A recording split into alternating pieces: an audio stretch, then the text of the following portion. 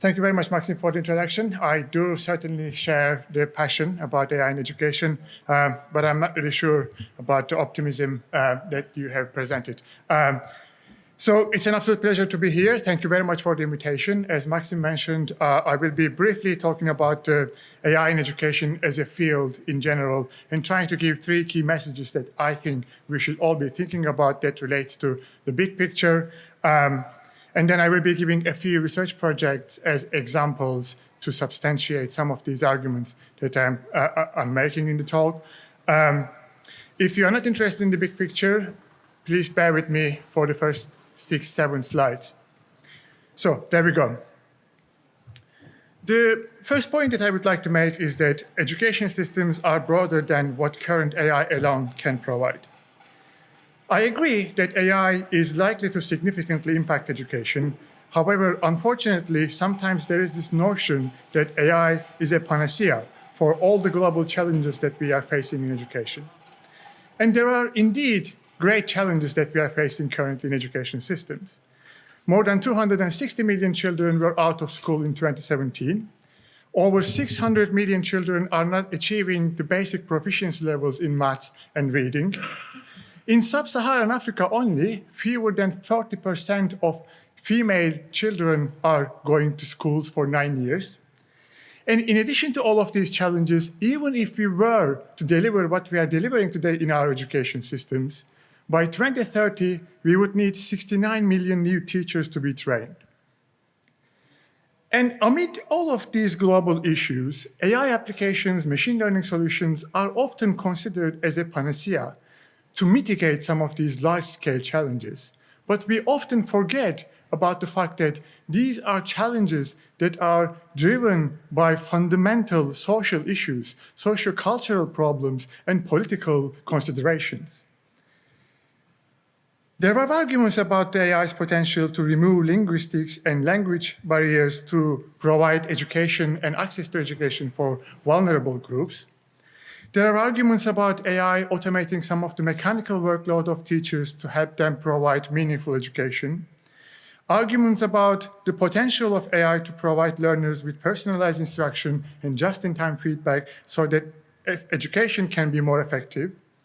And there are also arguments about AI's potential to help us optimize the allocation of educational resources in favor of those disadvantaged groups so the equity can be increased in our education systems.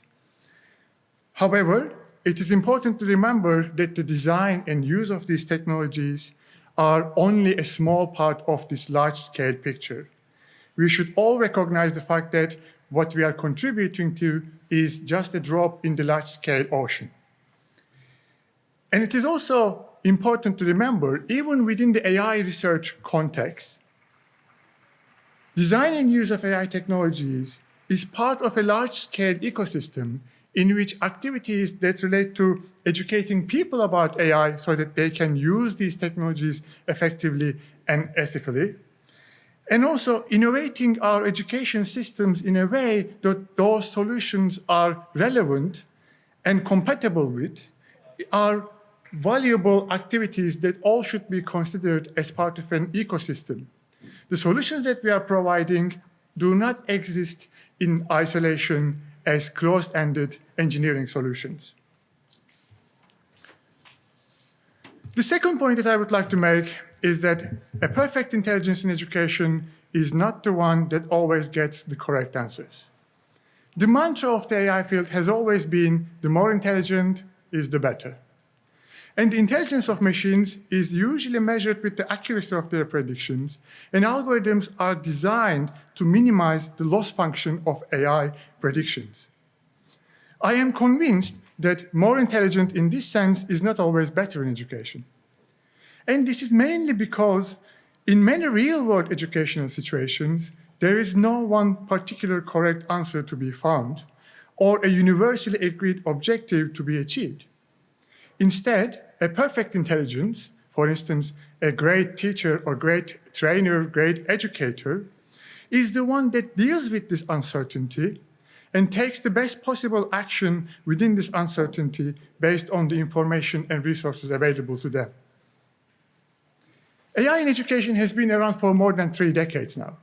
For those people who are coming to the field newly, welcome. You are more than welcome to join, and please do have a look at the international representation of AI in education conferences, journal, as well as the society.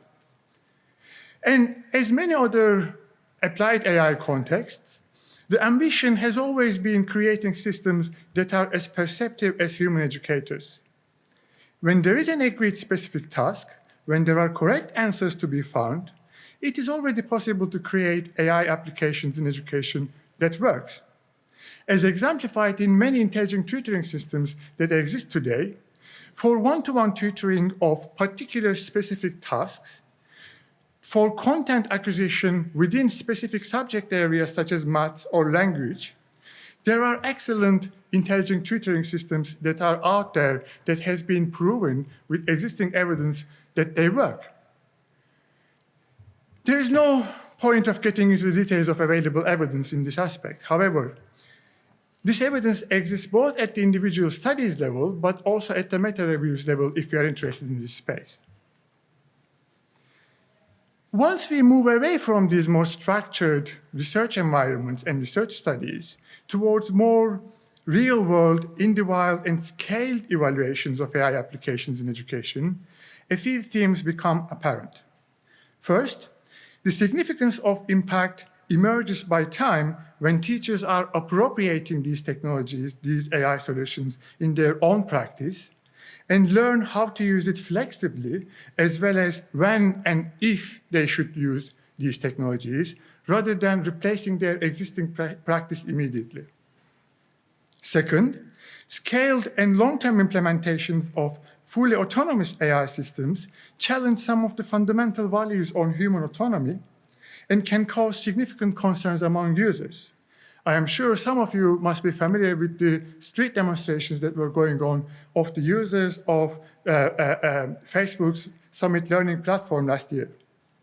Moreover, in our recent research that we published in the International Journal of AI in Education, we found that public perceives AI to be less helpful in assisting us to understand how people learn, lacking in adherence to scientific methods, and to be less prestigious compared to neuroscience and educational psychology. We also found that the same educational research evidence, when it is framed within the AI research context, compared to it is framed within neuroscience and educational psychology, it is considered as less credible. Oops. Third, many AI algorithms, in essence, learn how to change their environments to achieve their rewards.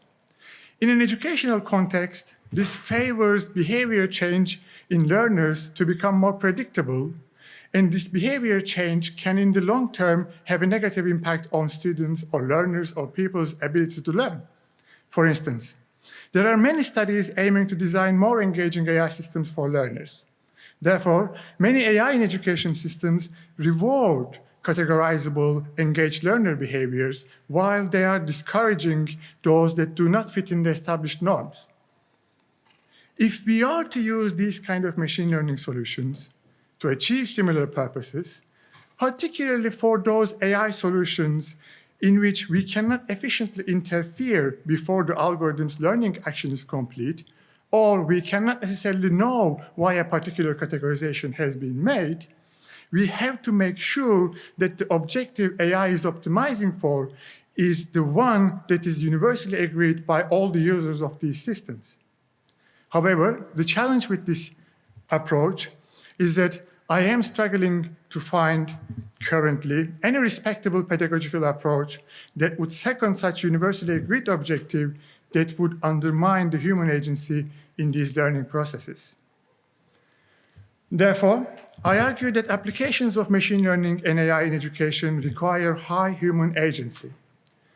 Since uncertainty and diversity in education are assets to celebrate and flourish rather than to diminish, non-autonomous human-AI hybrid systems should be considered as the state for AI in education rather than as a state towards fully autonomous AI systems.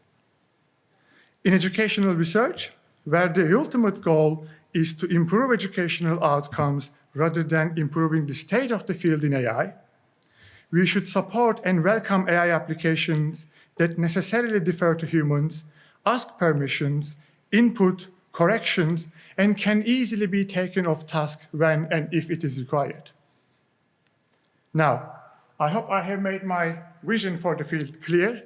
Let me try and give some of the research examples that I have been working on at University College London.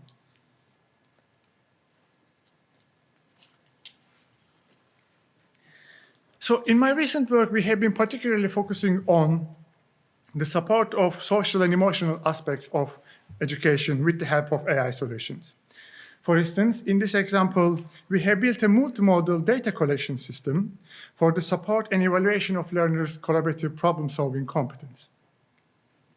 While students were engaging in solving open-ended collaborative problem-solving tasks, the system was collecting data from their two-dimensional and three-dimensional videos, tracking their hand movements with a fiducial mark, as well as collecting self-declared input on their reflections on the learning process with mobile tools.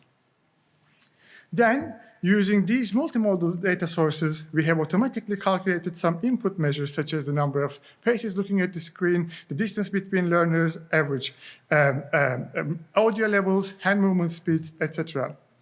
In addition to these automated measures, we have calculated the amount of time students spend on different aspects of the problem-solving process, such as problem scoping, activities to solve the problems, or reflections on potential solutions. Then, we trained models using both more traditional machine learning algorithms, such as naive Bayesian, support vector machines, or logistic regression, but we have also tried the potential of more aggressive approaches, such as deep learning. As you can see, so in this case, the ground truth was provided by expert teachers and learning scientists who looked at the videos to help us categorize the learners into high, medium, and low competence groups. As you can see, the F1 scores here for different approaches, the results are quite promising.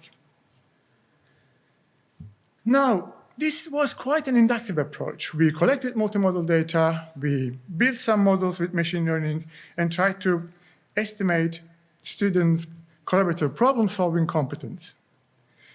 However, with the purpose of creating a more pedagogically valuable solution, we have also taken a deductive approach in which we have gone back to the learning sciences literature and identified those key core constructs of the collaborative problem-solving process, such as synchrony, individual accountability, equality and mutuality of contributions, and then built a theoretical model to interpret these four key constructs from students' nonverbal indexes of passive, semi-active, and active states. Indeed, when we studied the ecological validity of this theoretical model in our fieldwork, we showed that students' active, semi-active, and passive states can be used to interpret the key constructs of collaborative problem-solving competence. And we showed that high-competence collaborative problem-solving groups present higher amounts of synchrony, higher amounts of mutuality and equality, whereas they present lower amounts of intra-individual variability. Currently, we are working on building a computer vision system that would be able to predict students' active, semi-active, and passive states only from the two-dimensional video data. So we apply OpenPose to get skeleton data, use FaceNet to identify each individual student, then utilize a Hungarian algorithm to assign faces to pseudonames, and build an LSTM to detect active, semi-active, and passive states of each learner. We are able to generate some results. They are not good enough to publish yet we are working with PoseFix to recover some pose estimation errors and exploring social LSTM recurrent neural network architecture to build a classifier that deals with all three students jointly, because the current approach that we have analyzes each student separately. We hope that these approaches will improve our results in the soon future. However, as I explained in the beginning of the talk, our intention is not to build a perfect AI system so that it can automatically detect high competence in groups. The intention is to understand these complex learning processes better and inform teachers and learners on key aspects of these learning processes so that they can reflect on their own behaviors. In this way, potentially everyone can improve their collaborative problem-solving competence, from where they were yesterday to where they want to be today. Our AI's objective is not to predict collaborative problem-solving perfectly, and in this sense, it is imperfect. But it is to process complex data to potentially predict some meaningful subtasks of the actual learning process. Because it is imperfect, it necessarily differs to teachers and learners and educators and trainers through visualizations requiring their own input and interpretations to achieve the objectives that they would like to achieve, not optimizing for an objective that we built into the AI system. Similarly, more from an emotional aspect of learning, we have been working with a nonprofit organization that provides debate training in schools, particularly to those who are coming from low socioeconomic backgrounds. There is evidence that providing debating skills can increase the confidence and self-esteem of those learners, which then, in the long term, have an impact on their academic achievement as well as their life success. So we have designed a system that collects psychometrics data from students' self-input to analyze their personality traits and records audio data while they are debating to analyze their emotions. It is very hard to see from this particular presentation here, but when we analyze the features of the system with a principal component analysis and a logistic regression approach, we have identified that those students who are presenting high skills in debating activities are the ones who can regulate their emotions much more effectively while they are debating.